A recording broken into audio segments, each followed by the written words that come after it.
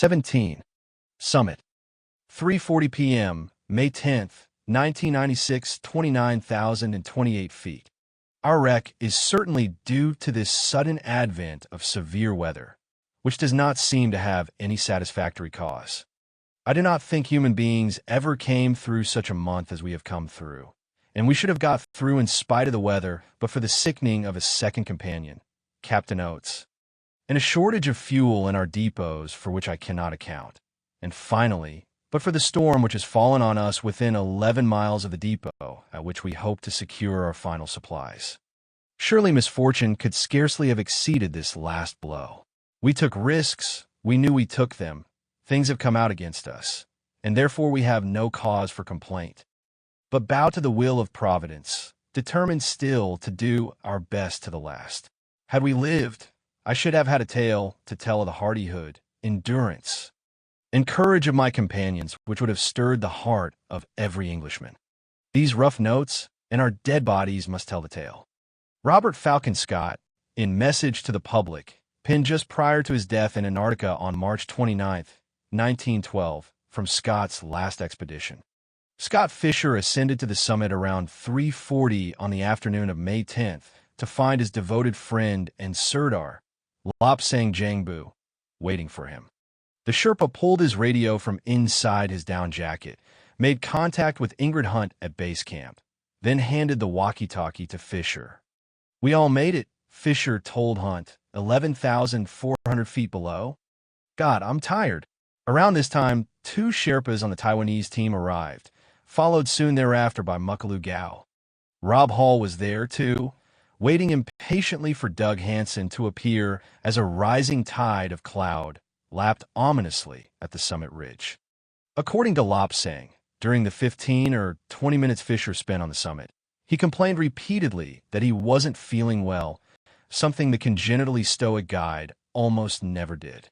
"Scott tell to me, I am too tired. I am sick, also need medicine for stomach," the Sherpa recalls. "I gave him tea, but he drank just a little bit, just half cup, so I tell to him, 'Scott, please, we go fast down.' So we come down then." Fisher started down first, about 3:55. Lobsang reports that although Scott had used supplemental oxygen during the entire ascent, and his third canister was more than 3/4 full when he left the summit, for some reason he took his mask off and stopped using it. Shortly after Fisher left the top, Gao and his Sherpas departed as well, and finally Lobsang headed down, leaving Hall alone on the summit awaiting Hansen. A moment after Lobsang started down, about 4 o'clock, Hansen at last appeared, toughing it out, moving painfully slowly over the last bump on the ridge. As soon as he saw Hansen, Hall hurried down to meet him. Hall's obligatory turnaround time had come and gone a full 2 hours earlier. Given the guide's conservative, exceedingly methodical nature, many of his colleagues have expressed puzzlement at this uncharacteristic lapse of judgment. Why, they wonder, didn't he turn Hansen around much lower on the mountain, as soon as it became obvious that the American climber was running late? Exactly 1 year earlier, Hall had turned Hansen around on the south summit at 2:30 p.m., and to be denied so close to the top was a crushing disappointment to Hansen. He told me several times that he'd returned to Everest in 1996 largely as a result of Hall's advocacy. He said Rob had called him from New Zealand a dozen times, urging him to give it another shot, and this time Doug was absolutely determined to bag the top. "I want to get this thing done and out of my life," he told me 3 days earlier at Camp 2. "I don't want to have to come back here. I'm getting too old for this shit." It doesn't seem far-fetched to speculate that because Hall had talked Hansen into coming back to Everest, it would have been especially hard for him to deny Hansen the summit a second time. "It's very difficult to turn someone around high on the mountain," cautions Guy Cotter, a New Zealand guide who summited Everest with Hall in 1992 and was guiding the peak for him in 1995 when Hansen made his first attempt. If a client sees that the summit is close and they're dead set on getting there, they're going to laugh in your face and keep going up. As the veteran American guide Peter Lev told Climbing Magazine after the disastrous events on Everest, "We think that people pay us to make good decisions, but what people really pay for is to get to the top." In any case, Hall did not turn Hansen around at 2 p.m., or, for that matter, at 4 o'clock when he met his client just below the top. Instead, according to Lobsang, Hall placed Hansen's arm around his neck and assisted the weary client up the final 40 feet to the summit. They stayed only a minute or two, then turned to begin the long descent.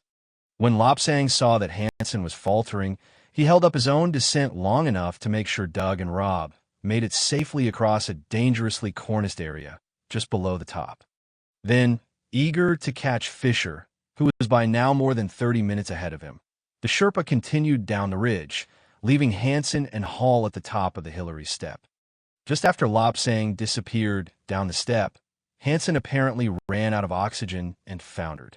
He'd expended every last bit of his strength to reach the summit, and now there was nothing left in reserve for the descent. Pretty much the same thing happened to Doug in '95, says Ed Viesters, who, like Cotter, was guiding the peak for Hall that year. He was fine during the ascent, but as soon as he started down, he lost it mentally and physically. He turned into a zombie, like he'd used everything up. At 4:30 p.m., and again at 4:41, Hall got on the radio to say that he and Hansen were in trouble high on the summit ridge and urgently needed oxygen. 2 full bottles were waiting for them at the south summit. If Hall had known this, he could have retrieved the gas fairly quickly and then climbed back up to give Hansen a fresh tank.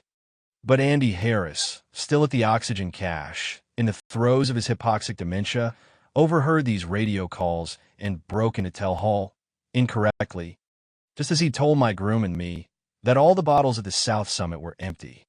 Groom heard the conversation between Harris and Hall on his radio as he was descending the southeast ridge with Yasuko Namba just above the balcony.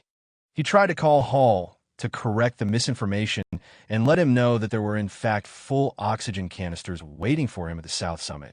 But, Groom explains, my radio was malfunctioning. I was able to receive most calls, but my outgoing calls could rarely be heard by anyone. On the couple of occasions that my calls were being picked up by Rob, I tried to tell him where the full cylinders were. I was immediately interrupted by Andy, transmitting to say there was no gas at the south summit. Unsure whether there was oxygen waiting for him, Hall decided that the best course of action was to remain with Hansen and try to bring the nearly helpless client down without gas. But when they got to the top of the Hillary step, Hall couldn't get Hansen down the 40-foot vertical drop, and their progress ground to a halt. I can get myself down, Hall reported over the radio, gasping audibly for breath. I just don't know how the hell I can get this man down the Hillary step without any oxygen. Shortly before 5 o'clock, Groom finally managed to get through to Hall and communicate that there actually was oxygen at the south summit. 15 minutes later, Lobsang arrived at the south summit on his way down from the top and encountered Harris. It wasn't until I interviewed Lobsang in Seattle on July 25, 1996, that I learned he had seen Harris on the evening of May 10th. Although I'd spoken briefly with Lobsang several times previously, I'd never thought to ask whether he'd encountered Harris on the south summit, because at that point I was still certain I'd seen Harris at the south col, 3,000 feet below the south summit, at 6:30 p.m. Moreover, Guy Cotter had asked Lobsang if he'd seen Harris, and for some reason, perhaps a simple misunderstanding of the question, on that occasion Lobsang said no. At this point, according to Lobsang, Harris must have finally understood that at least 2 of the oxygen canisters stashed there were full, because he pleaded with the Sherpa to help him carry the life-sustaining gas up to Hall and Hansen on the Hillary step. Andy says he will pay me $500 to bring oxygen to Rob and Doug, Lobsang recalls. But I'm supposed to take care of just my group. I have to take care of Scott. So I say to Andy, no, I go fast down. At 5:30, as Lobsang left the south summit to resume his descent, he turned to see Harris, who must have been severely debilitated. If his condition when I'd seen him on the south summit 2 hours earlier was any indication, plodding slowly up the summit ridge to assist Hall and Hansen.